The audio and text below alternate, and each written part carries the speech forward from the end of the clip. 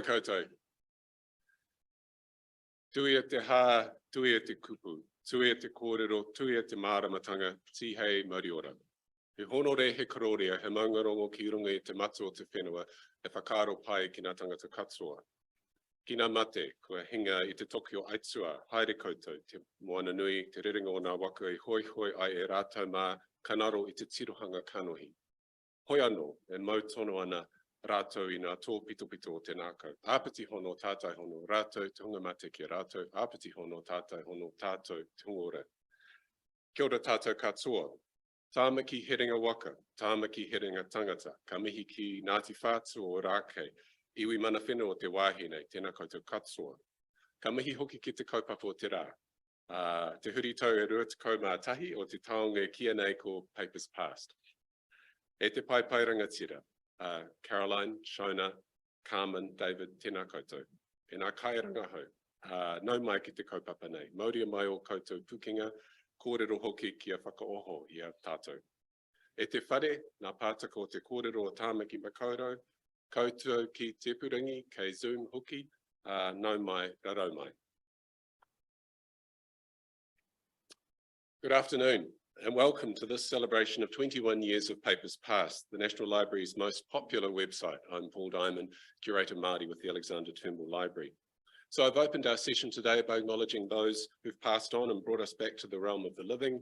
I've acknowledged the iwi of this area where the library is based and welcomed our panel and all of us in person here in Tāmaki and online as well. Before we continue, I need to pass on a few pānui about the space we're in today, the whare wānanga. If you need to leave during the event, just please exit through the rear doors that you came in. You'll find bathrooms to the right, just past the escalators. If there's an emergency, the people with the rainbow lanyards will guide you to where you need to go. This is what the Papers Past website looked like when it was launched in 2001, which was 21 years ago, the 22nd of August just passed. This website allowed users to browse newspaper issues, but not text of the newspapers. At the time, the website contained over 1 million pages from 41 publications. And at that time, Marion Hoggs was the minister responsible for the National Library, and she said, making more resources available online enables anyone from school children to family historians to eminent scholars and writers to access the information in a way and at a time that suits them, be they in Taihape or Thebes. But then one of those eminent scholars, Jock Phillips, said, he said this would be interesting because it would allow everyone to check the work of historians. And he said, having old papers online enables New Zealanders to get closer to their history than ever before. This is a fantastic way of bringing history alive. And he also said that from his observation of what was on this site then, by the end of the 19th century, the newspaper was very much a gossip column for the whole community. And it's by far the most significant way of keying into a community's concerns. But then that was followed by the first searchable version of Papers Past, which was launched in 2007, and that's what it looked like. But there was another milestone reached in 2016 with the addition of extra formats alongside newspapers, magazines and journals, letters and diaries, and parliamentary papers, which brings us to the site as it looks today, with an additional collection of digitised books, including Ngā Taonga Reo Māori, digitised publications and books in Māori from 1815. Papers Past today provides full text access to 175 newspaper titles, 42 magazines and journals, the Donald Maclean papers, and the appendices to the journals of the House of Representatives. 422 book titles and covers the period from 1839 to 2017. So it also, another way of looking at it is that it has 1 million newspaper issues, 8 million pages, nearly 90 million articles. The site has over 100,000 page views every day, which is roughly 30 to 35 million page views annually. So those are quite impressive statistics by all those various measures. But I was really surprised when I heard our colleague Emerson Bandy saying the other day that the site only includes at the moment an estimated 5 to 10% of newspaper pages that have actually been published in this country. So you're still only looking at a sample of the newspapers produced. So one of the things people talk about with Papers Past is content. And I'm just going to tell you briefly about this article, Māori soldier on furlough drowned in Hokianga. So this was from the Northern Advocate in 1943. So on the 6th of November, a yacht was sailing from Opononi to Rangi Point in the Hokianga harbour. 4 men were on board, 3 soldiers on furlough and another man from Rangi Point. The Northern Advocate tells us that a strong wind was blowing at the time, making it necessary for the 4 men to sit on one side of the yacht. When about 3/4 of a mile from Barangi Point, a strong gust of wind swung the boom around with such force that it knocked the 4 men into the sea. 3 succeeded in gaining the shore, but one of the men was drowned. That man was Dan Diamond, brother of my grandfather, Snow Tenoere Diamond. Dan Diamond was still suffering from malaria, which he perhaps had picked up on service in the Middle East, and he was on his way back from Kaikohe, where he'd been visiting the doctor. So he's the namesake of my father's brother, my uncle Dan Diamond. So it's a great example of what Emerson Bandy has described as this papers past as he said in a nutshell, what it's really doing is describing and capturing lives. So I'm sure we've all got stories like this of content we've found about lives that are important to us. But what we're going to do this afternoon is look a bit deeper at papers past from different angles. We've asked our panelists, and this is the third panel, we've had panels around the country. All our panelists, we've asked them to share some of their reflections about the site. Following that, I'll facilitate a discussion, and then we'll leave time for questions from our audience here and online for the panel. So what I'd like to do now is introduce our panel in the order they'll be speaking. First, we'll be hearing from Caroline Daley, a professor of New Zealand history, and she's the University of Auckland's Dean of Graduate Studies. Caroline's historical work focuses on gender relations and the history of the body in 20th century New Zealand. Her sole-authored prize-winning books include Girls and Women, Men and Boys, Gender in Taradale from 1886 to 1930, and Leisure and Pleasure, Reshaping and Revealing the New Zealand Body, 1900 to 1960. And her co-authored books include Suffrage and Beyond, International Feminist Perspectives and The Gendered Kiwi. And Caroline and research postgraduate students that she supervises have all been avid users of papers past since its inception. And Caroline wrote an amazing article in the Turnbull Library Record in 2010. You don't know how useful that has been in preparing for this, but we'll talk about that a bit later. And then our host, Shona Harvey, has been Senior Research Librarian Family History Specialist for more than 12 years and is based here at Research Central Auckland Library. Shona looks after the International Family History Collection, helps customers with the research, which includes the Booker Library, librarian appointments. She provides training for staff and customers and organises events like the Auckland Library's Heritage Talks and the Auckland Family History Expo, which I know Turnbull and National Library staff love coming to. Shona has spoken at various libraries around New Zealand, as well as for the New Zealand Society of Genealogists, the Australasian Federation of Family History Organisation, and Unlock the Past conferences. So Shona will be followed by Carmen Parahi, who belongs to Ngāti Hauā and Rongowhakaata. And Carmen is Potiaki editor or national correspondent at stuff.co.nz. She began her journalism career in 2001, about the same time that I did, before I found my way to being a curator. And since then, Carmen's reported for a range of community and regional papers online and on television in Aotearoa, New Zealand. And Carmen helped lead the remarkable Our Truth Tā Mātou Pono project, where Stuff investigated how it had reported on Māori issues since its first papers began more than 160 years ago. And our final panellist will be David Reeves, Director of Collections and Research at the Auckland Museum, who leads the team of curators, collection managers, conservators, librarians, and other specialists who contribute their expertise across the wide range of disciplines and subjects represented in the Auckland Museum collections.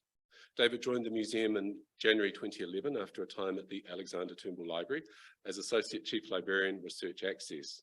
David's career also includes roles at the Auckland Art Gallery and at Te Papa, where he managed logistics, storage, and documentation of collections. David holds a Bachelor of Building Science from Victoria University of Wellington and diplomas in Professional Photography and Museum Studies.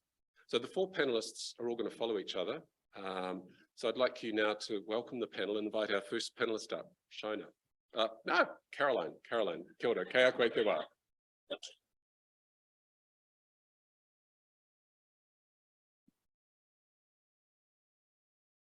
Thanks, Paul. Shona wants to come first, she can. I figured I was here because I was the oldest. We've been using papers past since the beginning or something. But it was nice that Paul referenced the launch of Papers Past and Jock Phillips's comment. Jock was my PhD supervisor last century. And when he made those comments, he was probably working at Tiara and talking about, you know, being able to check historians. I don't know if I knew that by osmosis or something, because the article Paul reference that I wrote back in 2010 about papers past actually follows one of Jock's claims in his prize-winning book about New Zealand masculinity down a little road to sort of go, hang on, not sure if he got that right. And maybe we will talk about that later, but that's not what I'm going to talk about today. I started using historical newspapers as a historian of New Zealand as a research tool back in the days when National Library was on the terrace. Some of you might remember, there's a couple of nods in the room, I'm not necessarily the oldest person here. It was back in the 1980s, and at a time when to use newspapers historically, you either got the actual newsprint, which was lovely, bound, or more likely, you used microfilm. And some of us who have used microfilm will remember spooling that, trying to get it the right way round. Or, yeah. So I liked it. I was amazed as a history undergraduate student about this richness of this material, but it was a lot of work. It was a lot of time. And I have a really distinct memory of being in the Turnbull Library on the terrace, doing my bit, and someone who was doing their family history, someone who was following their brother's uncle through the newspapers at a day when you couldn't just search a name, calling out. And I remember this woman yelling out in the library. I thought that, you know, something terrible was happening because she had finally found that treasure that she had probably been searching for years. And that moment just has resonated with me ever since, that the importance of that, but also the bloody hard work she had to do to find it. When Papers Past was launched, I just thought, my God, what a treasure trove. And unlike most gold mines, the seams have got richer as time has progressed. As Paul's just mentioned, in terms of the spread of the geographical reach, the chronological depth, now going right back, coming up to the very recent past, and the spread of the newspapers. When I was concerned about Papers Past back in 2010, the Auckland newspapers were missing. The inclusion of those papers just been absolutely critical, I think, in terms of the usefulness of the source. One thing Paul didn't mention, he showed the site, but one of the beautiful things I've always thought about Papers Past is the interface, that it is a very friendly site to use. And if, like me, you use sites around the world, and I think of Trove in Australia, the Australian equivalent to Papers Past, the interface, I think, of Papers Past has always been so much nicer. So, you know, kudos to the National Library. It's also always been free. And I think we don't always think about that in the wider context. There's an assumption sometimes that things will be free. But a lot of countries and a lot of newspaper companies, especially in the early days, charged for access. And if you were like me in a university setting, you could get that access. But many people couldn't access the Times or the Guardian in the early days. Some of that's changed now, but I think that's a really important principle in the New Zealand environment. And again, kudos to the National Library for always making it a free source. It's also saved me from getting seasick. And I don't know how many of you used microfilm, but if you did, you know that the spooling motion, especially the rewind, is just like being on a really bad boat. And I remember when I moved to Auckland in the 90s, getting the university librarian engaged with buying a lot more microfilm. I was used to the resources and riches of Wellington, so I wanted Auckland University Library to have that for my students and for me as well. So we got a whole lot of microfilm. And I remember, you know, trying to cram in a little hour of research before giving a lecture, and then rewinding this microfilm and then having to rush to the bathroom to vomit before I could go and give my lecture, because it was like, just like being seasick. So thank you, Papers Past, for saving my stomach. I really don't like to throw up. And now I think when I look at how people use papers past, I think about the sustainability of papers past and the fact that in your bedroom, in your office, in your, wherever you are in your lounge, you can access those newspapers from anywhere in the country. You don't have to fly to Wellington. And although I don't think that was anticipated 21 years ago, I think that's a really important contribution that Papers Past continues to make around, saving our planet one newspaper at a time. But, and if you're a historian, there's always a but. The access to Papers Past, the access to that information does not turn all of us into a historian. And I think, for me as a historian, that is a really, there's a lot of people who just think, let's get together all these pieces and we'll put that together and that is history. There's a couple of stories I want to tell today. And one of them goes back to the 1990s, before Papers Past, before Trove in Australia. I was at a history conference in Australia and one of the people speaking was talking about the history of vegetarianism. Now, I'm quite fond of the body as a source in history and food. And so I thought, oh, great, I'll go along to this paper about vegetarianism. It ties in with my research. But it was given by a sociologist. So already my hackles were a little bit, what's the sociologist doing in the history conference? Because they're always a bit suspicious if we turn up at theirs. So, very territorial. Anyway, the sociologist started talking about vegetarian restaurants in Melbourne. It was a conference in Melbourne. And it was an interesting paper and there was some nice little examples and stuff. So then in the question time, all the historians sort of went, well, so when did the vegetarian restaurants arrive in Melbourne? How many were there? How long did they last? How many people went to them? We were all like, oh, this is really interesting. And the sociologist looked at us in a very puzzled way and said, well, I don't know. And we were like, well, why don't you know? And she was like, well, I'm not going to read all of the newspapers because that's what you would, and the historians basically walked out en masse in their minds, if not in person at that point, because for us, that was what you had to do. How did you make sense of the arrival of vegetarianism if you couldn't place it in its wider context?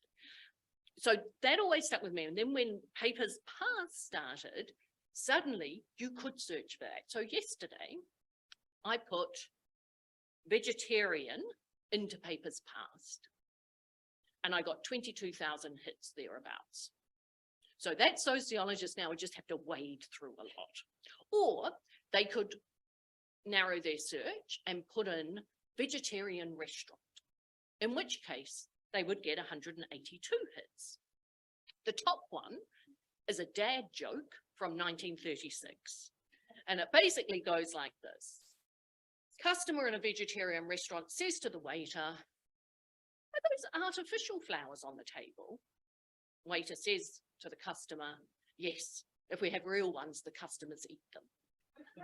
It's not a good dad joke. It's a dad joke from 1936.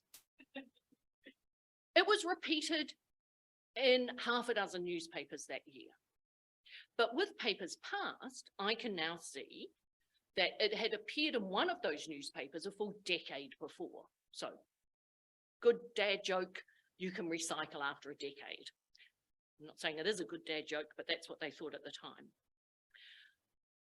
That joke appeared, my 182, quick little search through those, in 1925, 1927, 1928, and then 1936, 37, and 38. And when I looked at that, I thought, okay, that's interesting. Joke, a decade is a sort of, you've forgotten the joke or whatever. And then I thought, no, there's a gap there between 1929 and 1935. Vegetarianism is not funny when you're in the Great Depression, when people are not having meat, not as a choice, but because of economic necessity. I'm not sure many of the people using Papers Past are thinking like that. And to think like that, you have to be able to put things in the wider context. And that's one of my concerns about the search engine function, because I can put in some of those terms, but doesn't mean I understand them. Sometimes I'm not going to put in a term. I don't know how many of you would put vegetarian restaurant into Papers Past and think that you would find vegetarian restaurants in Auckland at the turn of the 20th century. But you would. But you need to know to look. And a search engine doesn't help you learn what to look for. And so they're, to me, they're really important questions. If I think about my own research, and Paul mentioned I wrote a book a few years ago called Leisure and Pleasure, which is about the history of the New Zealand body being reshaped and revealed in the 20th century. The research I did for Leisure and Pleasure took place before Papers Past.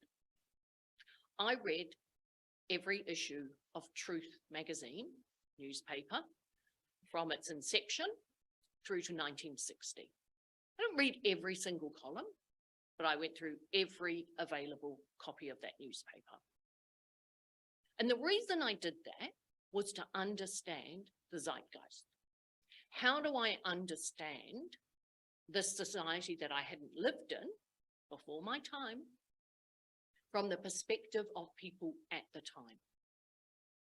I have never once on Papers Past, hand on heart, gone through an entire issue of a paper, let alone a 55-year run.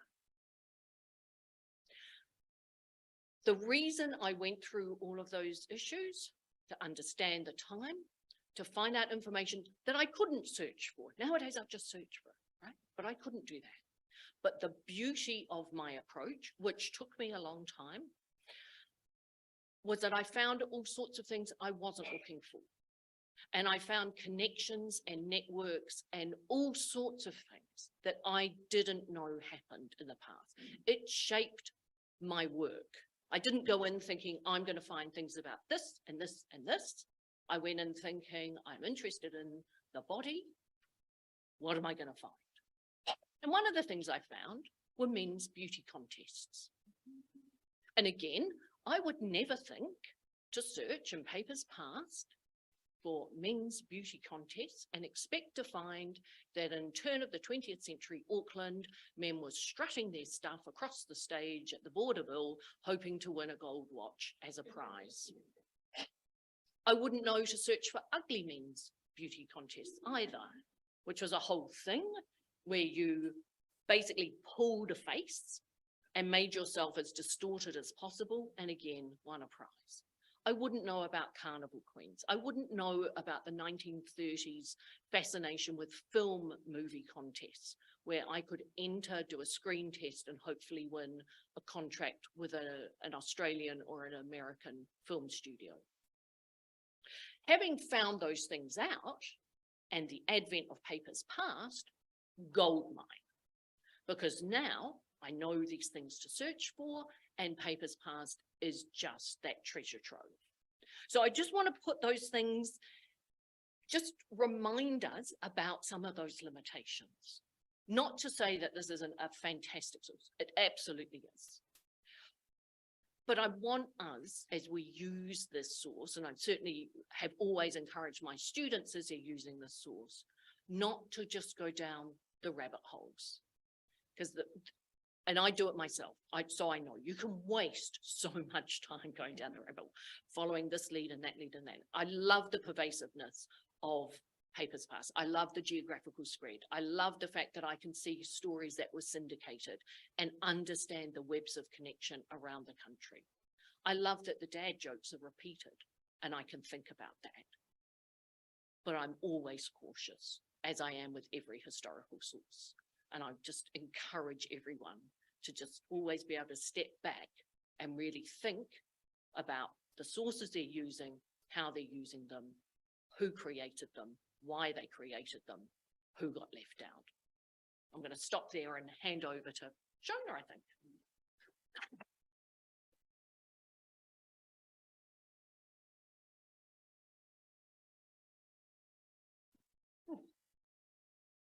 Tēnā koutou.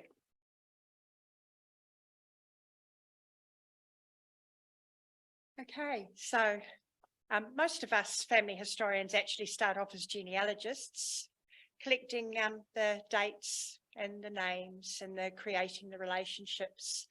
And, you know, might do that for 3 or 4 generations. But then you want to find out more about your family, who they actually were. So eventually we become family historians. And so genealogy is the study of pedigree, and family history is the study is social history, basically. So that's what we eventually come into. And I view myself nowadays not so much as a family historian as a social historian, because when I do family history research, I'm finding out about families' social history, not just about, you know, the family relationships. So this is an early research project I did way back when I first joined about 12 years ago. Involved the Close and the Parker family, and I used a lot of these examples in some of the presentations I did when I was out presenting to different customers. So wonderful thing about Papers Past was the ability to search on the people's names and to find the references for them all in one. I was able to follow this family through from when they arrived. If you can see here, I've left the highlights on purpose so you can see what I was searching for in each case. So down here, this is the Close family.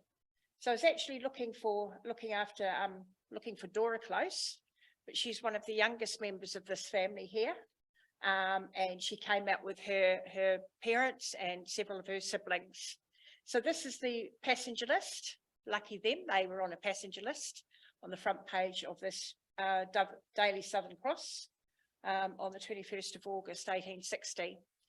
So being able to follow the family through all their little ceremonies and things that happened in their family, like Dora marrying William Parker, and the family relationship there, you know, us finding out, for example, that William's father was John Parker. No idea who his mother is, but, you know, we've got the father's name. So that was great. We find out that William died at 63, and about his funeral, and that he's buried in Simon Street Cemetery. We find Dora's sister, who was unmarried, her death, and it lists her siblings, and the fact that she's the only surviving member, so she's the last of Dora's siblings to die at that stage. And so that was her obituary, and there's her death notice there. On the next slide, we see this is Dora here, right in the middle of this fabulous photo this is. And she's interviewed by a journalist for the Auckland Star to tell them about her 70 years ago, her arriving in the country, and about what the voyage was like for her and who she came out with, and little basic things that she remembers. And this is fantastic. If you're related to this family, what a story to find, you know, something to flesh out your family history. Then here, it tells you here that her death, it tells you a bit about her, you know, that she came out in Persia in 1860. And again, her obituary in the Herald tells you a bit about her family. So again, wonderful bits of news. So I had all these details down in one of my presentations when I was travelling around during Family History Month some years ago. And I was up at Huia, the library up there, and talking about this family. And I saw somebody wiggling and wiggling and wiggling in the chair more and more and more. And I thought, what's wrong? I started to get quite concerned. So I stopped and I said, are you okay? And she said, that's my family.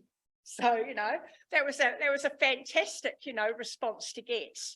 The fact that not only was all this information on Papers Past, but we also have it in our own databases, you know, lots of other bits and pieces about the Close and family Parker family too. And she had no idea that we had all that there either. So, you know, she was absolutely fantastic. I'd done some of her family history research for her. So, you know, great. So then you get other things like we've just mentioned, we heard a bit about the New Zealand Truth, of course. What a wonderful, wonderful social history newspaper. It's absolutely fantastic. So I'm sure it was deeply traumatic at the time that the poor Nye versus Nye, or however you pronounce their surname, about the recent Island Bay scandal. And their divorce, but you know, those were the days when divorces were all reported in the newspaper. I would say that they probably need quite a thick volume these days, so we get to hear a little bit about their misconduct and their scandal, and then the same in Jones versus Jones, and this poor woman's short-lived happiness. So we hear about that too. And the wonderful thing about finding things, dipping into papers past and finding information like that, is it tells you other records to look for. So, you know, you've seen this now, so you know if this is your family, okay, so there should be some divorce records. And provided they're not still under the closure period, you can get the divorce records from National Archives. You know, all pointers to what you can find elsewhere. Then local news. So there's a fire at West Tairi. So James Kemp lost his farmhouse, and it tells you a bit about the information there. And it talks about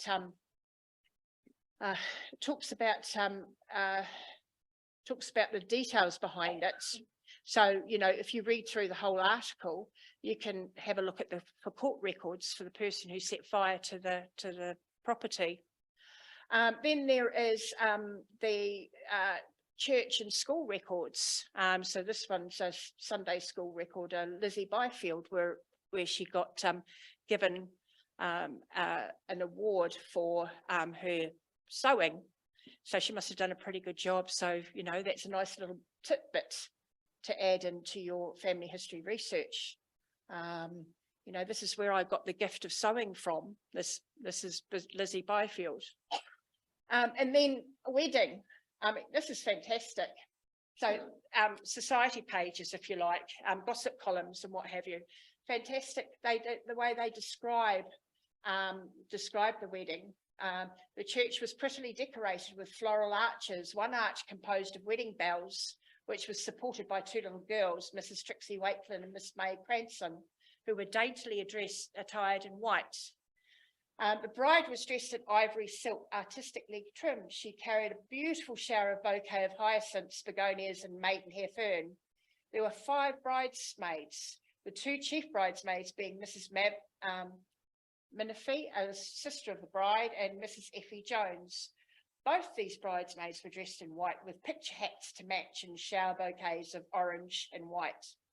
And it goes on to describe the costumes of other people that were in the wedding party. You know, shame there's no photo, but it paints a picture in your mind, in your mind's eye, of what the wedding must have been like. And you know, you think about that, looking back on that. You know, you could have been not necessarily descended from one of the main people in the wedding party, but you might have been one of the 100 or descended from one of the 100 guests. You know. But it does, it paints a nice picture.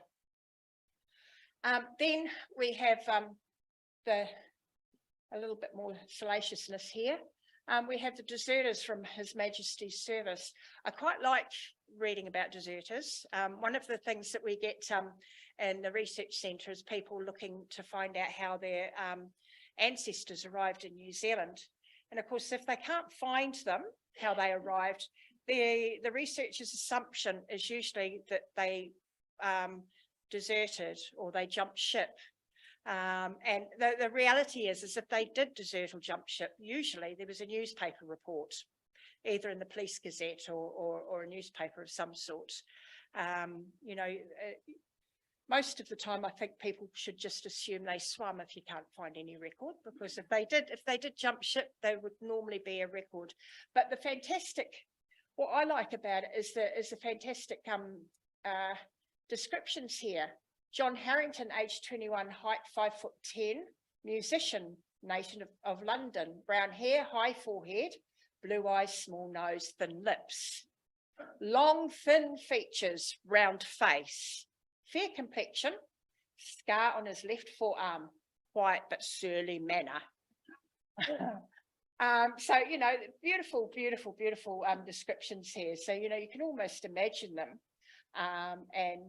You know, this bottom one down here, you know, you can imagine that guy, you know, broad, 5'5", broad, erect build, dark complexion, brown hair, grey over the temples, brown eyes, 2 front teeth missing, moustache only, and, you know, a reward for £5 of each of them if you happen to come across them.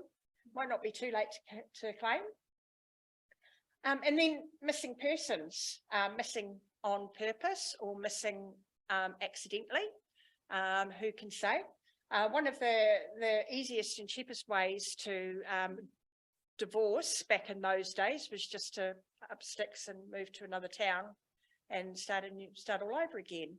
Quite often you'll come across these papers and see that a wife and child family is looking for the husband because they've lost their main support, which is quite sad for the family, really. But here, so we've got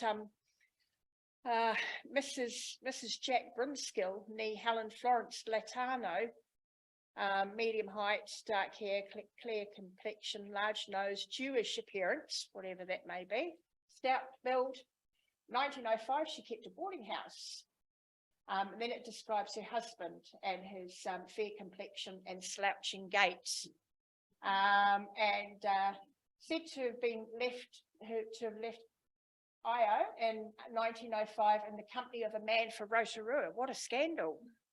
What a scandal. So you see, women did it too. And so on. So, I mean, and what I love too is the notations. So this guy here went missing. But on here it says he was found 10/69. And then this one also has a notation on it. I can't quite read it at this angle. But, you know, they obviously updated the papers and because it's been replicated, we've now got that notation in papers past as well. Fantastic. And so yes, so we've got all these wonderful tidbits in the newspapers, everything from social, from births, deaths and marriages, what you would expect, the family notices, the notices of criminality, either as a victim or as a criminal, people going missing, the lost letters, sometimes, or found letters, a whole myriad of different things in the different newspapers, which are fantastic. News repeated from overseas in our local papers. So that gives us a clue then to look at overseas papers for particular events. And it's just really made such a difference to us, enabled to find information really quickly and to search for family. I will, however, agree that the beauty of searching through microfilms or hard copy newspapers was the ability to browse. Us more experienced researchers would probably still do that. We might do the searches to find the salient points, but then we might go back through and we might browse. The newer researchers, it does worry me that they don't think or know maybe to browse. They're a bit more impatient, shall we say. When I think of friends of mine who are older, who I've been talking to as mentors over the years when I've been here, they've been researching family history for 40 years or more, 40, 50 years or more. And they did it the slow way, the really slow way. They're getting the bound copies off the shelves and looking through birth indexes and going from one office to another to chase down records and sitting there for hours and hours and hours on end going through the reels. They did it the real slow way. So, you know, they've had what they probably did in 40 years, we could probably compress down a lot. I can't say how much by, but they could probably compress it down a lot. However, how much are they going to be missing by not doing that browsing? And people quite often don't realise that you can actually browse in Papers Past. You can actually use it as an online microfilm, if you like. And yeah, they just don't seem to realise that. And they look at me in surprise when I suggest that they might want to do that. And even if it doesn't mention their family, it's really neat to get a social context of the day when the family was living. It's really useful, and you don't know what you're going to find. Talking about UK paper, for example, I've got my 2 times great grandfather in England was a paper stainer. And through browsing through papers in his area, I discovered that there was a wallpaper factory down the road from where he lived. And I might have found that out another way eventually, but because I was browsing through a newspaper, I found the wallpaper factory, and I thought instantly he must have worked there because it was not far from where he lived. Sorry, but yeah, so that's my little take on Papers Past. Fabulous, love online newspapers, and I'm almost dreading the time when we might be able to go in and correct the OCR, because I know what a time waster doing the corrections can be. So thank you, and hand over to.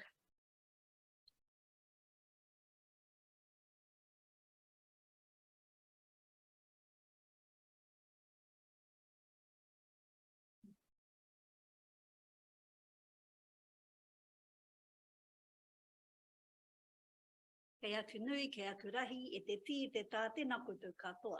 E mihi ana ki te mana whenua o te rohe nei, ko te Ngāti Hauā o Rākei, tēnā koutou.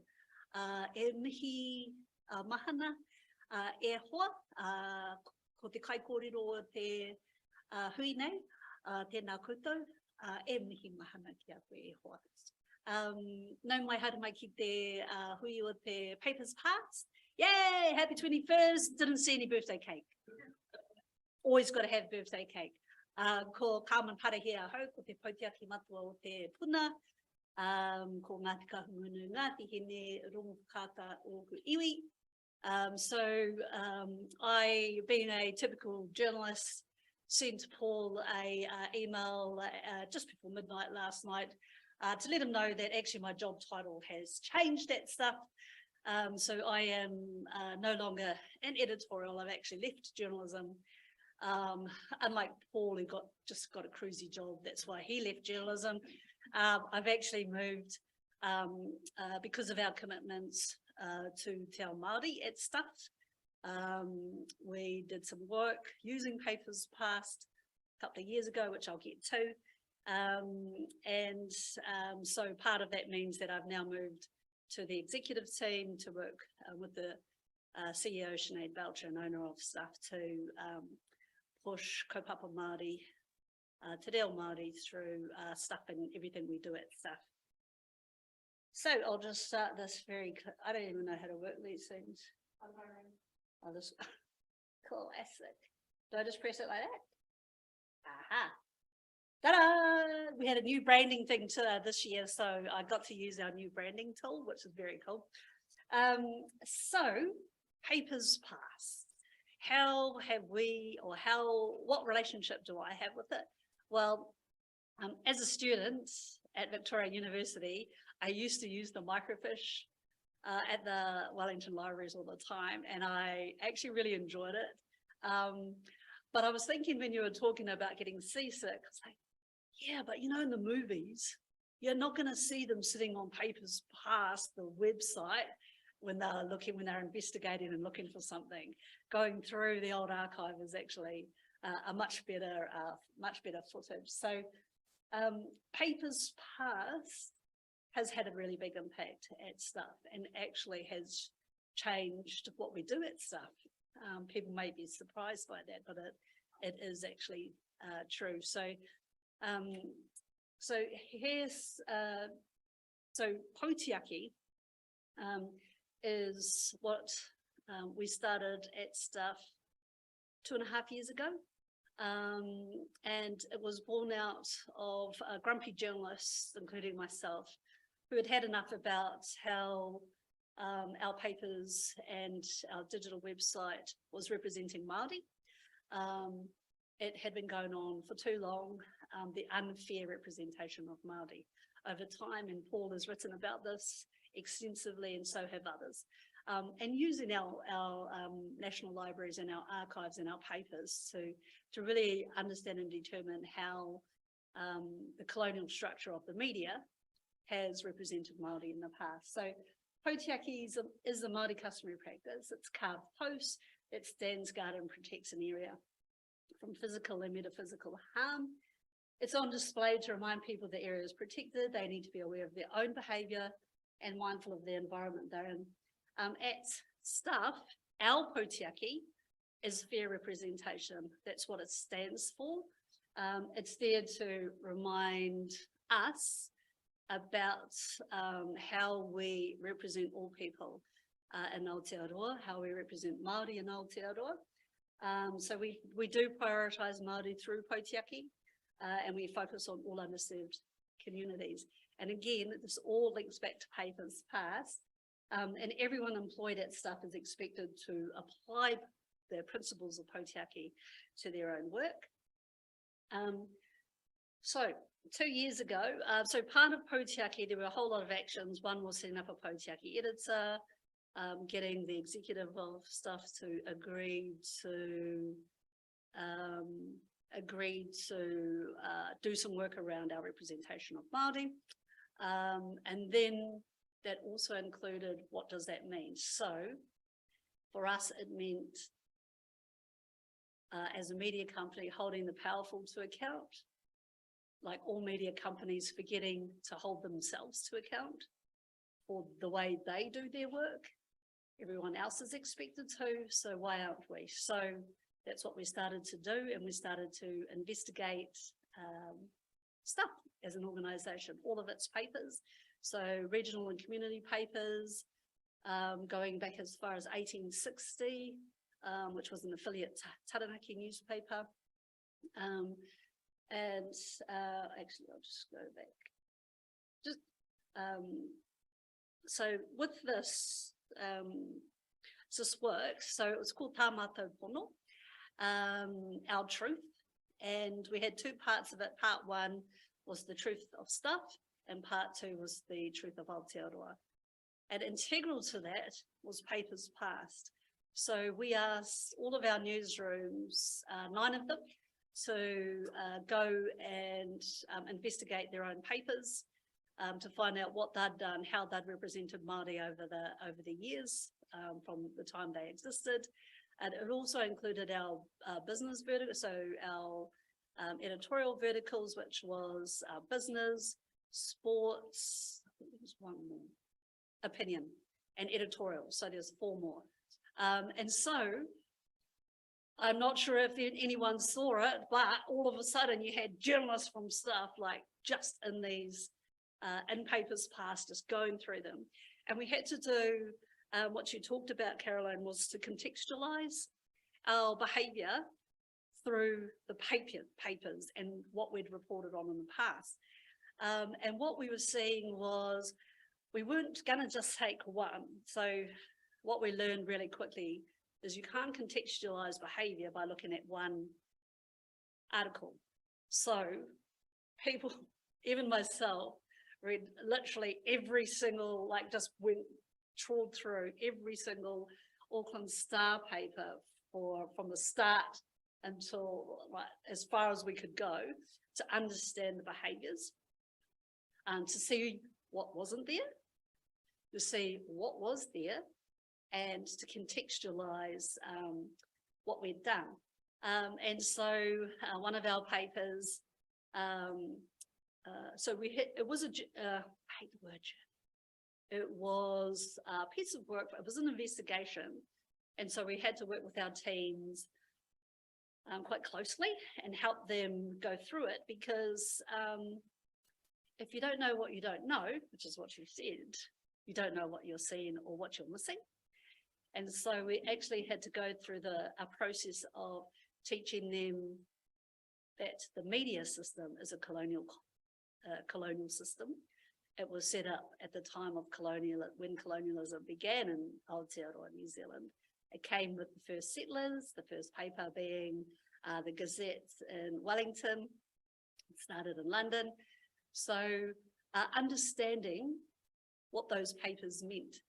And for Māori, it meant, so for the settlers, it meant great, because the papers supported their views, supported their aspirations to enjoy the resources of New Zealand and to benefit from it.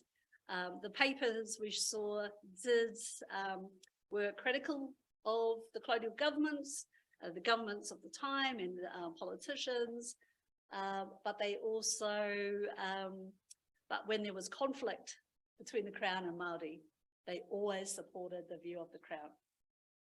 As journalists, you're supposed to be independent and you're supposed to report on all sides. And we didn't do a lot of that in the early days. We're trying to be much better about it now, but we can still see modern day instances of this happening. And so in one paper in particular, they scoured through all of their papers and said, Carmen, we've done a great job. We've got instances where we have represented Māori. She says, oh, that's great. Okay, what's happened? She says, oh, we can point to this one, this instant, and this one.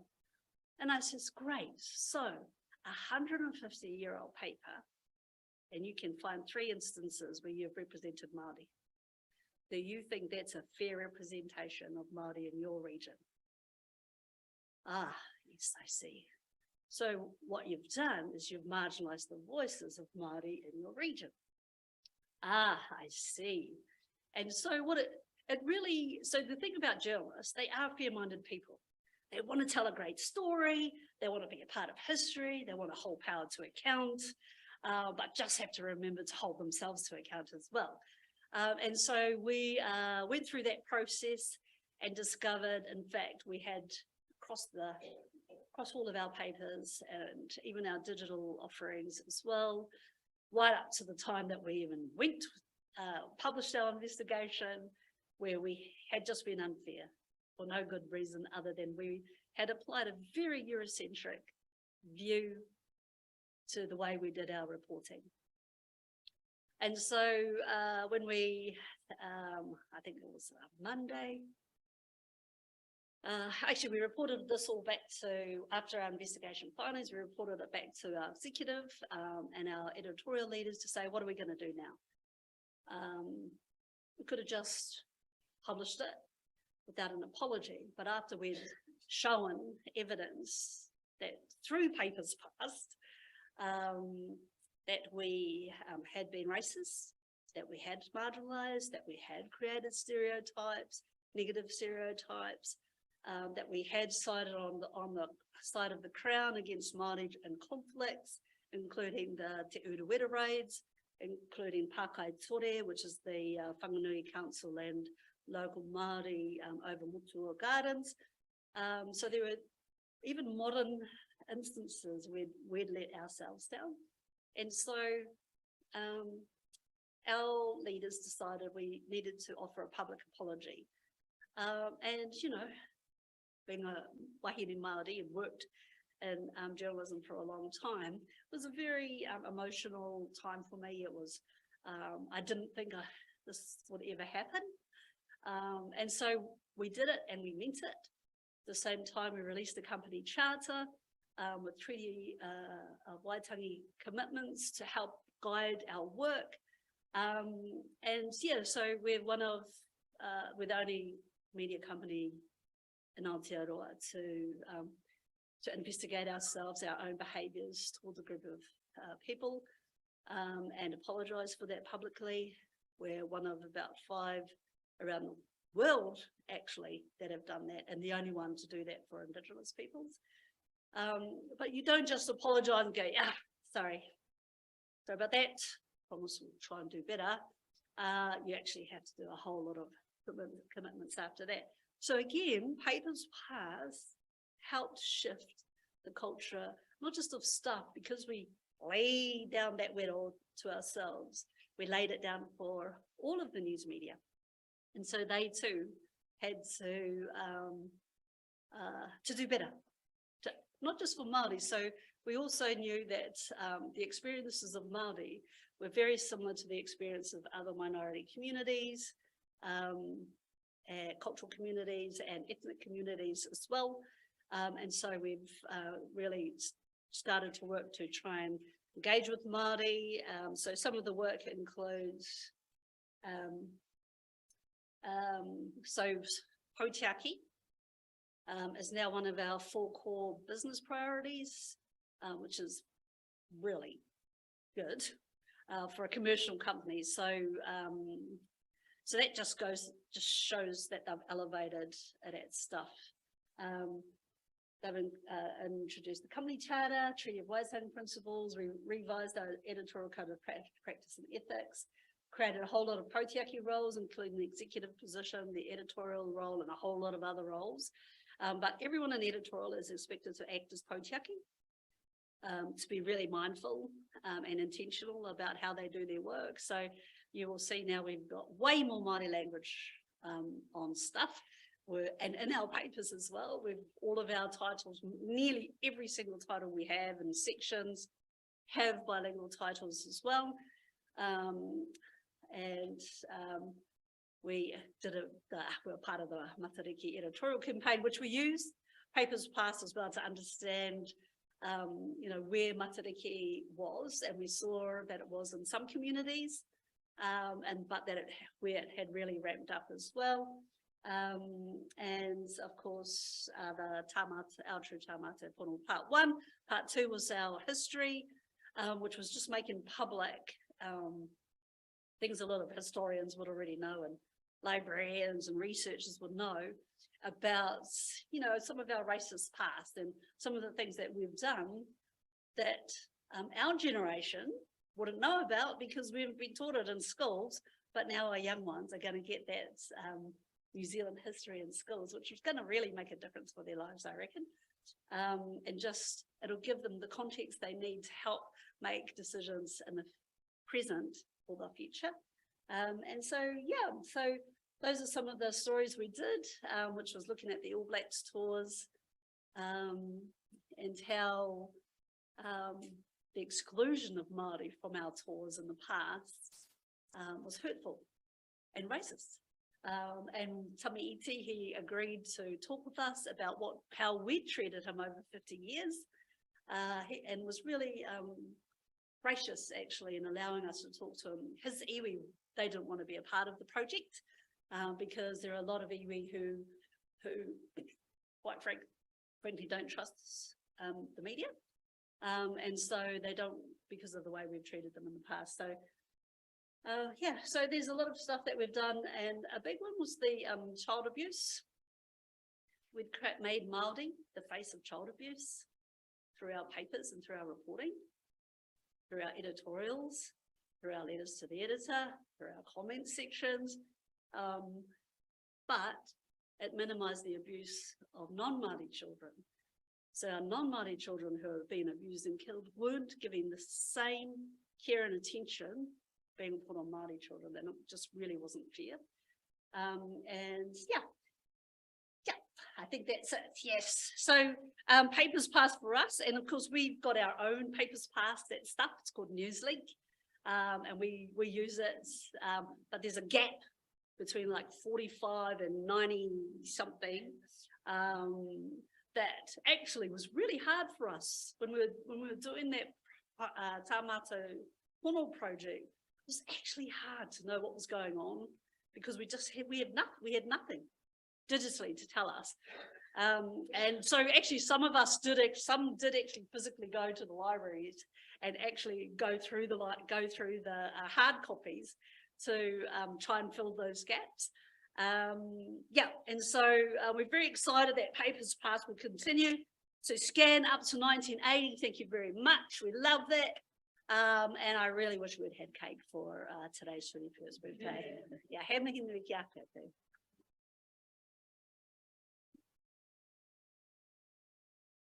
So, kia ora koutou katoa. I'm David Reeves. I'm the Director of Collections and Research at Auckland War Memorial Museum, Tāmaki Pangahira. My comments this afternoon, there are many things that from the points of view from which I could offer some thoughts, but today I'm going to do it from the perspective of a larger regional museum with a large research library, and just run through a few things of what I feel that Papers Past has offered. So the first thing is to just note celebration. 21 years is absolutely worth celebrating. So thank you to the National Library for even putting on this party and doing it in this format where you travel around the country and gain some reflections. Well worth it, and because Papers Past has been an undoubted success. Got a few topics which I'll run through pretty quickly because we need to get on to our discussion, because there's some threads running through all of our different presentations. First is around visibility, and I think we're seeing that Papers Past has made the awareness of documentary heritage materials much more widely seen.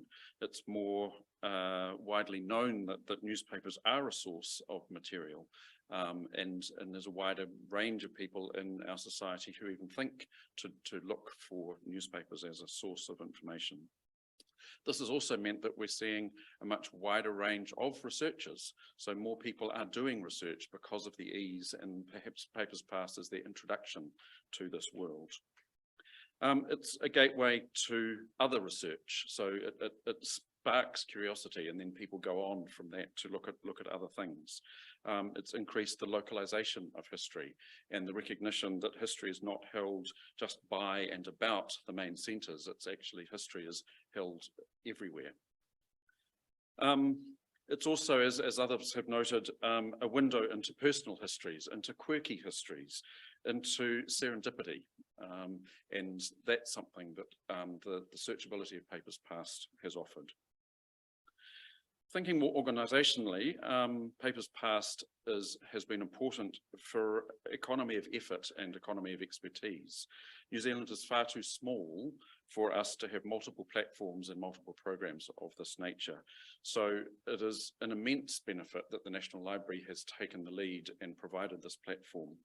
For organisations like Auckland Museum and many others here, it's much easier for us to justify resources going to digitisation when the delivery platform is already provided. If we didn't have that, then it would be harder to justify some projects, because it's all very well to digitise things, but how are you going to actually get them to people? How are you going to maintain that platform over time? Having it done centrally and once for the nation makes it much easier for us to contribute. Collaboration is another thing that has been enabled by Papers Past. By having the credible, long-lived platform, other repositories around the country can prioritise digitisation amongst their meagre resources, but they can focus on uniquely held material and not worry about trying to digitise things that perhaps is held in multiple places around the country. I want to mention a particular project that Auckland Museum was involved in a short number of years ago, which was looking at digitising the copies of early Auckland newspapers. These were held in various places around the country, and in this case the project was a collaboration between the Hocken Library, the Turnbull, Auckland Libraries and Auckland Museum. None of which had a complete run of any of the early titles, and yet our collective efforts were able to discover that we all had bits of all of them. And so by coordinating who was going to digitise what, it means now on Papers Past there is as complete as we can have it. There will still be some gaps, and maybe there are some other copies that are hiding in other places that can be added. But largely we now have a complete run of, or as complete as can be expected, for a number of the very early and very important Auckland titles. The other thing that Papers Past has offered is augmentation. And what I mean by this is that it's an excellent companion to other research resources. For us, online cenotaph is one of our salient resources that we offer to the public, but links to online cenotaph have been incredibly important to be able to compare with research that people can do in papers past. And over recent years, when we were forced by COVID lockdowns to have quite a number of our volunteers and our staff no longer coming into the museum to work, they could carry on the research and the augmentation of the online cenotaph through the work in papers past. There are, however, as others have mentioned, some unintended outcomes. Sometimes there's just too much material. So the Auckland Museum's website, where we have our online collection search, at the bottom of each search are some suggested other places that people might like to search on the topic. One of the sources is we link through to Digital New Zealand, but we've had to expressly exclude all the papers past results from that because there's just too much and it completely swamps in all of those suggestions.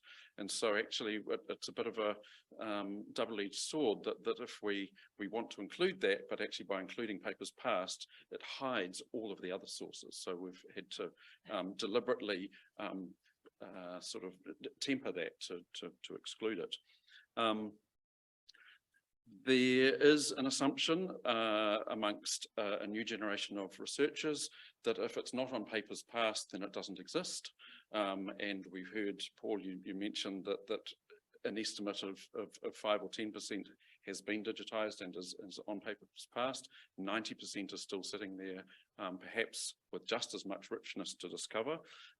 So there's a bit of work to do around digital literacy of particularly our younger generations about how to remember that there are still other sources to look at. It's been mentioned that by looking at very focused keyword search discovered results, we miss the context, we miss seeing the whole page, we miss finding out what else was happening in the town at the time, we miss that serendipity of finding out how different things are related to each other. We also potentially don't get to see the editorial bias of individual papers, and where you're just focusing on perhaps the sentence that has been found for you through keyword search. You're not getting the broad view of perhaps the political view or the commercial view of a particular publication. So to the future. There's a challenge, I believe, that the easier material has been done, and that perhaps some of the harder stuff is yet to be done. I think we would benefit from leadership from the National Library in the field of copyright and relationships with publishers to keep working on the more recent material. And it is really heartening to see that stuff as recently as 1980 is now going to be included, but there are still very big gaps and perhaps some unevenness in the approach from some publishers towards copyright and the proprietorial rights of the material. We want to know, I think as a whole country, what is the impact of the free trade agreements that the government is anticipating signing around the extension of copyright term, which makes it from 50 years to 70 years back that the proprietors continue to own copyright. What's the impact for the future of papers past in filling those gaps? I think there's a question about how do we go about identifying those gaps? What role do the public have? What role do local organisations have in nominating things to be added to the papers past resource? It's been mentioned before how vital free access to this resource is, and that is not the experience overseas.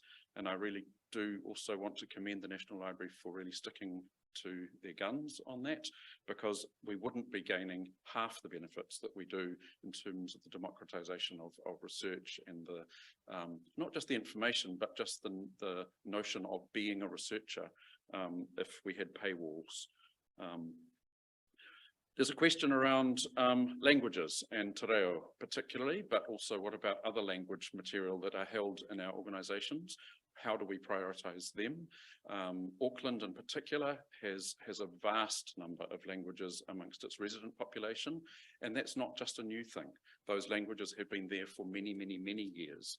How do we prioritise the digitisation of that material? What's the implications for keyword searching in other languages? Are there curated ways in? So this is perhaps a way around the morass of information. How do we perhaps add an interface which is topic-based and perhaps more honed to a pre-curated set of resources and results alongside the keyword search, which gives you the perhaps 24,000 results from a couple of words. I think this is going to become particularly important as teachers and learners under the new curriculum want some pre-packaged material. They don't want the answer, but they are probably going to be a bit overwhelmed by a straight blank keyword search. There's an in-between where I think we have the opportunity for Papers Past to assist us in packaging information in a way that assists that work. And I suppose there's a quality versus quantity dilemma. The next $1 million that we might spend collectively on this, do we spend it on another 1 million pages, or do we spend it enhancing 1 million pages that are already there, either making corrections or in this packaging and perhaps refining the ways that we can search?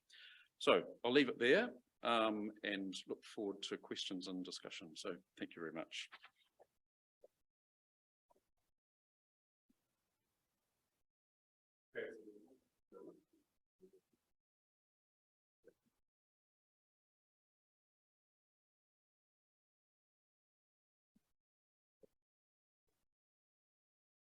Well, thank you, all of you.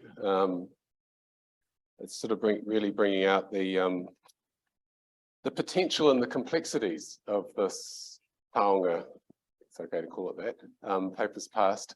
And I think it was, yeah, as David said, there were some common themes. And it really occurs to me that we're kind of grappling with a profound change in the availability of sources and the nature of research, you know, in that 21-year period. And I don't think we've completely caught up with the implications of that, because of course at the National Library in Wellington, we're trying to put more and more material on. Caroline, what are your, there's also this thing about the location of research, like it was quite moving. I've been in libraries actually when there's been those moments where someone around you finds something, but you see that's happening in people's homes or in the car or on the bus or wherever it is people are researching now. The whole nature of research has changed. People don't have to come here. They don't have to come to the Turnbull or places like that. I just wondered though, if you could talk about a generational shift that's happened, because in the Wellington panel, Aireni Loda said, she has to keep telling the students that the URL is not the source. You know, the paper is the source, but a lot of students don't buy papers or know what papers are necessarily.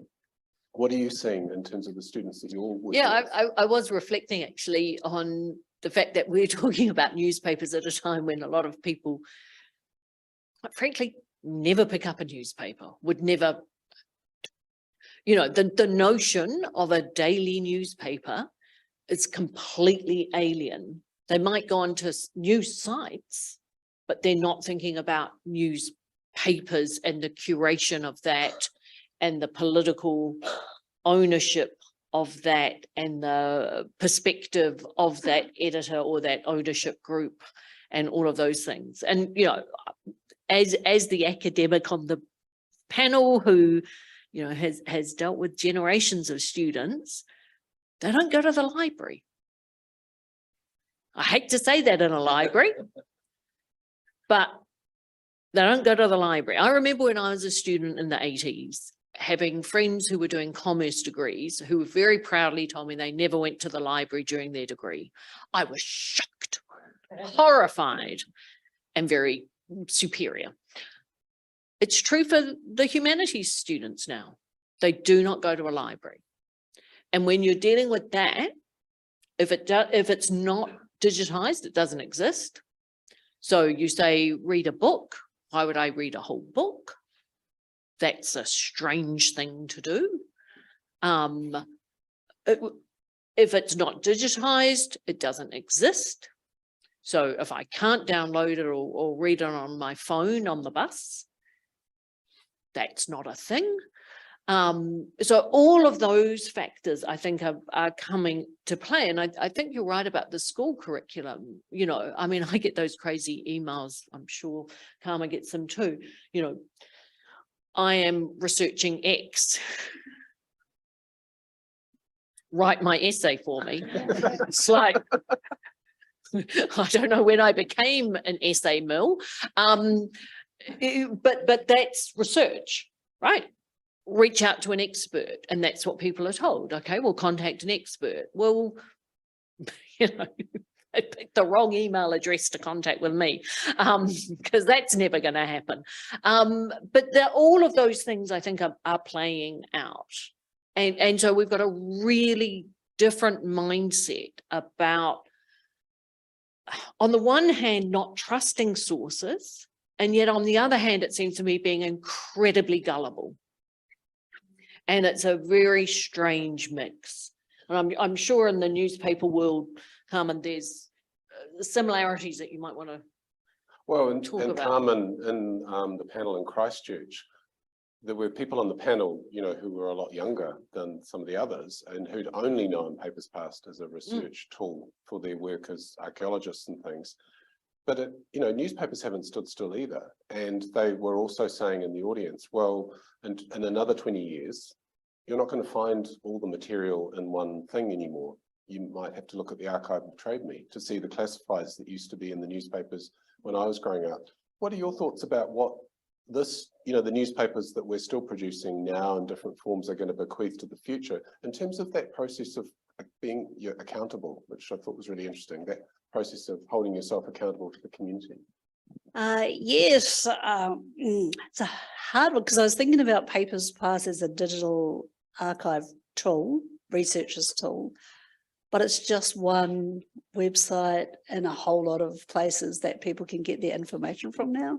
But it's got an authority. It does, but there are generations coming along that will think that Instagram has an authority and certain people on Instagram has the authority too.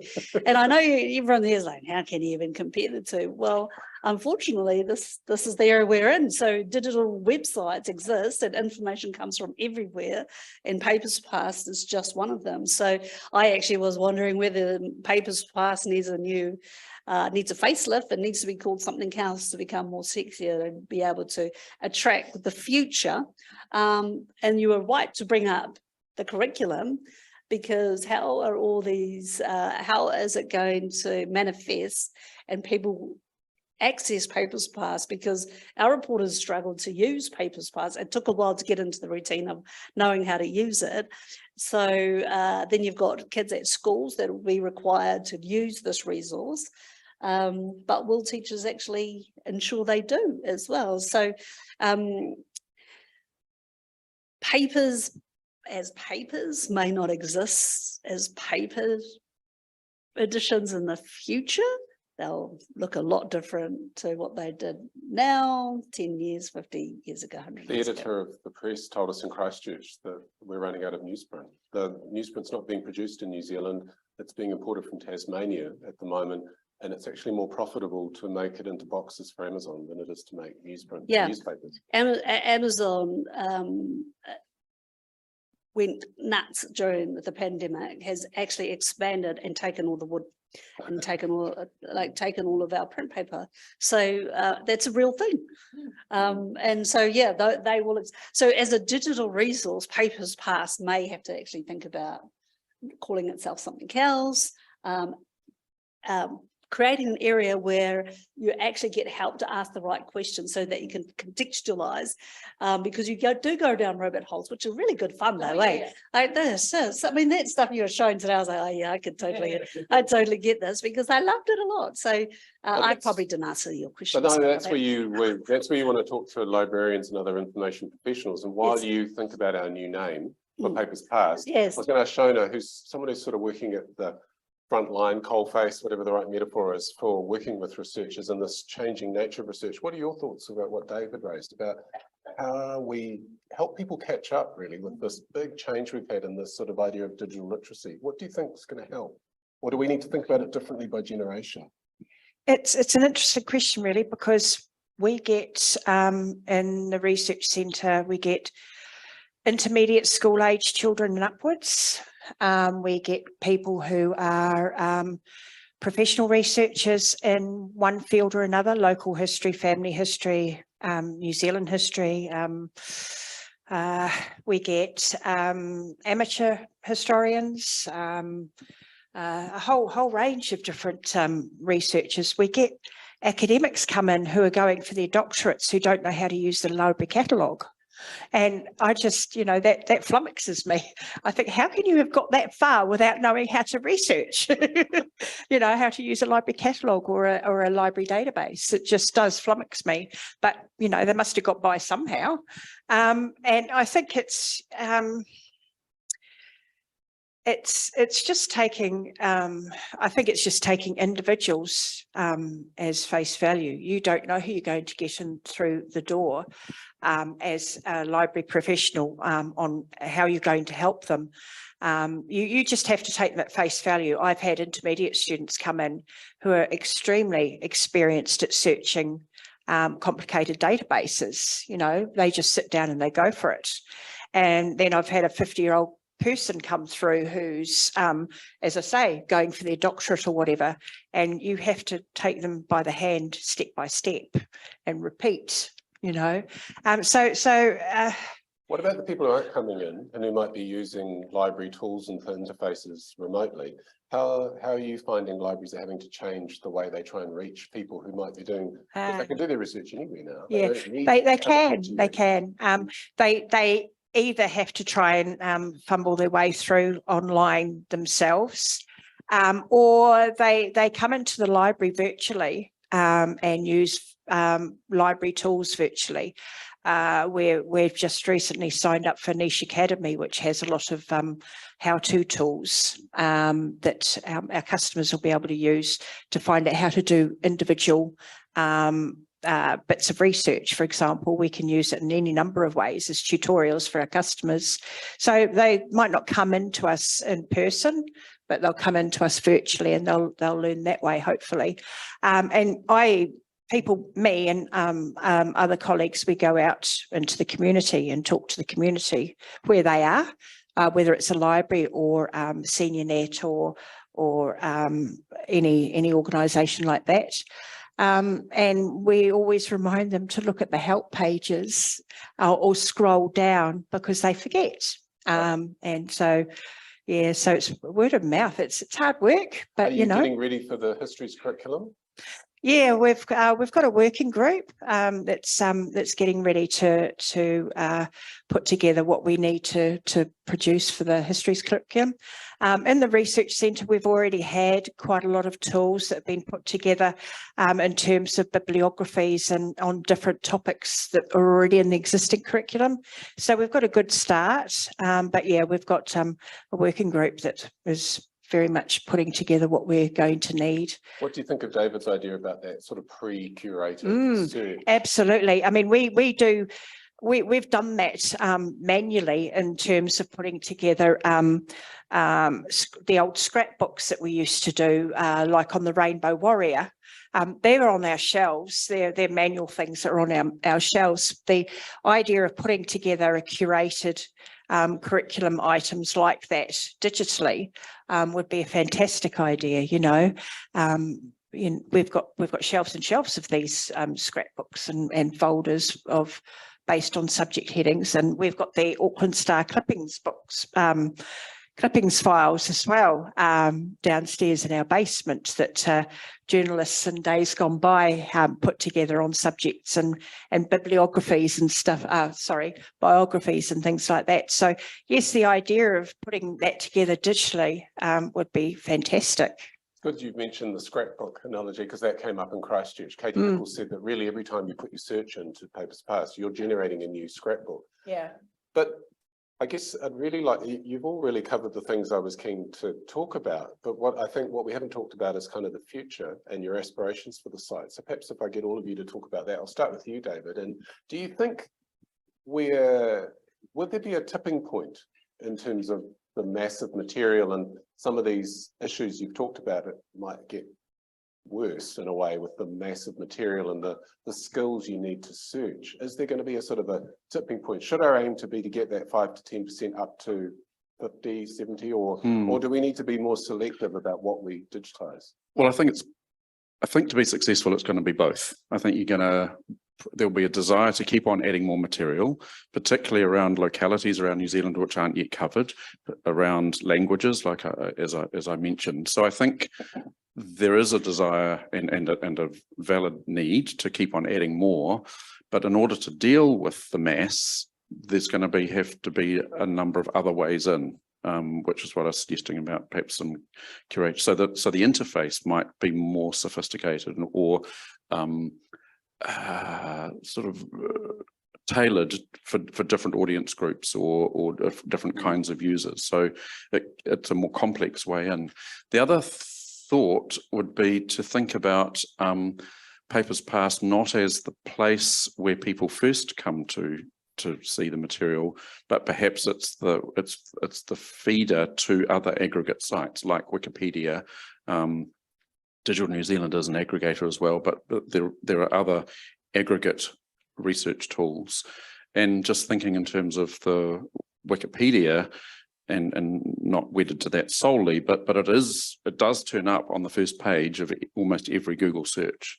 And so as a curriculum support tool, maybe that's where we should also be providing some links. So do we invest in taking, I don't know, 200 pages on Wikipedia which have particular relevance to our histories curriculum and enriching them with live links into specific articles out of Papers Past, for instance. So instead of I mean, Emerson told me parihaka is in the top 10 search terms for Papers Past, and it has been for donkey's years. Yep. Or at least 21. So we know the kind of terms. So do we add those live links to the parihaka page on Wikipedia? Because that's actually likely to be a quicker way in for our students who might be set a task to research that. I think that queue for the other connections is really important, because the first thing I went to was your Cenotaph database when I saw that my great uncle had drowned in the Hukianga Harbour, and sure enough, he was there. Mm-hmm. So yes, he really did serve. Caroline, what are your aspirations for the site going forward? I'm going to put a fly in an ointment here about this whole idea of curation.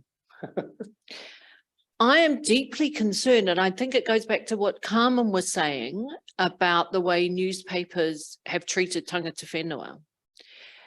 Once someone decides to curate, there's a whole load of assumptions that they're making about parihaka, about what counts, what's relevant, who's relevant. Vegetarianism. Is it vegetarianism? Whatever it is, right? One of the beauties, I think, of sources like Papers Past is that someone hasn't curated it for me. If I want to put in my date run, or I want to limit it to a particular region of newspapers or a particular source, I only want to look at the Auckland Star, I can do that. But I know I'm making a conscious choice to do that. Someone else hasn't decided they're only going to scan certain articles from the Auckland Star for me. So I would caution around some of this. I have former PhD students of mine are now working on the history curriculum. Former students of mine got the history curriculum where it is today. So I'm not against any of that. I think it's fantastic that that work's been done, and to help teachers with resources and everything, that has to be done. But I would really caution against a site like Papers Past restricting in that way, because I worry that the views of 2022 are then going to define something that in 2032 are not going to be appropriate. Very good, that one. The scrapbooks, are they accessible? You know, how people go and do their own searches and stuff like that? Because on Spotify, you can create your own playlists and things like that. And I just wonder whether Papers Pass has an opportunity where you get, you create create your own playlists, and then people can actually use them as a form of curation. So it already exists. So people are already searching and they've got their own pages and they've created their own search. So that's just one idea, just from the conversations. But one I keep thinking about is the Waitangi Tribunal. I know it's not papers and circulars, but what I learned from Papers Pass is really excellent to show us the colonial history of Aotearoa New Zealand. What's missing is late 1700s. So it's the Māori perspective and the existence of Māori economy, Māori systems, pre-mass settlement. So it made me think of the Waitangi Tribunal because there's so much rich information in there. It is actually a really hard search engine. Like, it's just disparate. And again, it's one of those places that's under-resourced, like Papers Pass and all our libraries. But I just wondered whether there's an opportunity to work together to bring that to a wider audience as well. Because there's so much. Y262, if you haven't read it, it is the definitive 3-volume brilliance of what is Aotearoa. So that's my thinking, is how could the two support each other. And what I've learned about resources is that you work with what you've got, but you find very clever ways to use them. And you create partnerships and friendships with other people, so other groups, so that you can share your resources and make them more readily available for people. Because I would suggest that some people who are looking through the Waitangi Tribunal wouldn't necessarily come to Papers Pass, or may do for some things, and people who come to Papers Pass wouldn't go to the Waitangi Tribunal. And I just think that New Zealanders are missing a really rich resource there. Well, this is the country with the population of Berlin, and yeah, it's a very small country with limited resources. And as David said, it makes sense to team up. Yeah. So maybe the tribunal reports and research could be one of those sources, because Michael King, the late historian, always said he imagined the claims and the work of the tribunal would be used by journalists and others as a source. So that's a great point. Shona, what are your aspirations for the site? If we were sitting here for the 42nd birthday, what would you like to see? I think I would love to see more of the Pacific Island newspapers coming online, and I know we're getting there. We're such a big city with such a large Pacific Island community, and probably I know we've got more Niueans in Auckland than we have in Niue, so it just makes a lot of sense for us to digitise them and make them available for the people that live here. The other thing I'd like to see, I made an offhand comment about correcting the OCR.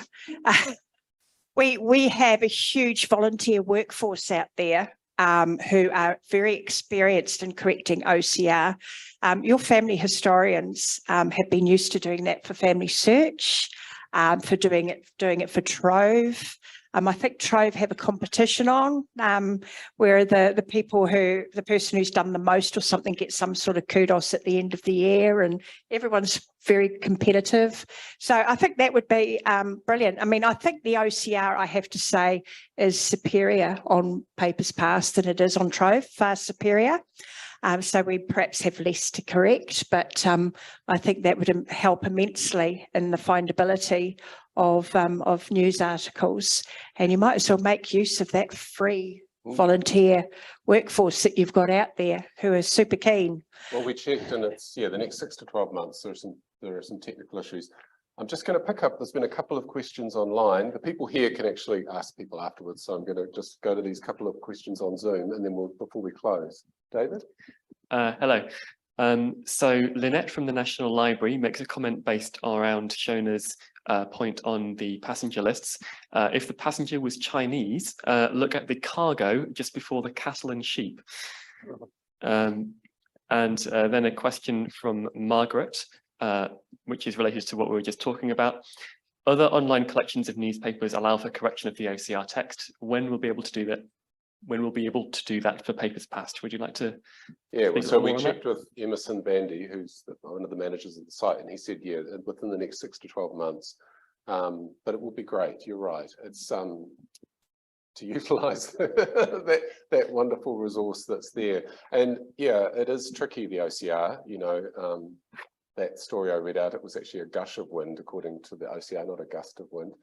And yeah, and I did say in an earlier panel how searching for sodomy brought up savoury results as well. So yeah. There's some interesting terms you can. Yeah. Now, unless anyone in the room has a burning question that they'd like to share with the Zoom audience? I think we can, oh, one more from Zoom. And Cheryl asks or comments, when you see something you want to save and come back to later, often only the first 2 paragraphs have saved and you have to go online again to access the page you saved. Do we have any technical support for Cheryl there? Yeah, I sometimes it's not just rabbit holes. It can feel like what's it, the Minotaur? You know, you need a thread to find your way. You think, where did I start? On my lunch break when I was looking for diamonds in papers past. Yeah, reading the help. Who said reading the help screens? Because I know Emerson reminds me about that, because a lot of the great tips. One of his talks is online on the YouTube channel for the Heritage Talk series here. Our family history. Any tips quickly to share to the? Just what you're saying. They use the help pages. I download the whole page, when not just the article, when I'm looking for. So you know, and also don't forget to keep your references for. Write down your. I mean, I still do it occasionally, but not as often as I used to when I was wet behind the ears. I used to think, oh, I'll remember where I got that from. And my first couple of years of research, I had to go back and redo because I couldn't remember where I got anything from. So, you know, but yeah, just remember to make a note of your sources, exactly where you got it from, and to download the whole page onto your computer. Yeah, and make use of the help pages as much as possible. Those good researcher, journalist, historian, curator habits. So we've reached the end of our time together this afternoon. Before we close, I'd like to thank our panel for their generosity in sharing their experiences with papers past. So Caroline, Shona, Carmen, David, kauri tārekere kaku mihi, kia koe, kia koutou. Huge thanks to you all. And as the often quoted whakatauki or proverb in Māori goes, ko te amorangi ki mua, ko te hāpai o ki muri. So as well as the person up front, there are others behind the scenes. So thank you to my many colleagues who've made this this afternoon happen. In particular, the colleague that's here with me today, Charlotte McGillen, Digitisation Advisor, back in Wellington, Online Engagement Manager, Kelly Dix, and Shona, and the marvellous team here at Ngā Pātaka Kōrero Tāmaki Makaurau, Auckland Libraries, Liam, David, Nikki, and others. Our hosts who've looked after us today. Thank you. And then just to leave you with some of the comments we've picked up as we've travelled the country for this birthday. Gordon Painter, someone who had a lot to do with the setting up of Papers Past, described it as a large searchable collection of research catnip. Diane Bardsley, the lexicographer, talked about it as a 21st century national taonga. As I said, Emerson described it as something that describes or captures lives. Anne McEwen in the Waikato Times last year said, Papers Past is a heritage treasure and keeper of countless memories that I wouldn't be without. Katie Pickles in Christchurch said it's a great big scrapbook that's forever growing. And Caroline reminding us that access does not make us all into a historian. So it's good to be reminded of those cautionary points. So I'll just bring us to a close this afternoon and let you enjoy the rest of your afternoon. Unuhia, ki te uru tapu nui, kia wātia, kia māma te nākau, te tinana, te wairua, e te arataka tū, koia rā e rongo whakairia, aki ki runga, kia tīna, huie, tae ki e. Tēnā koutou katoa. Good afternoon.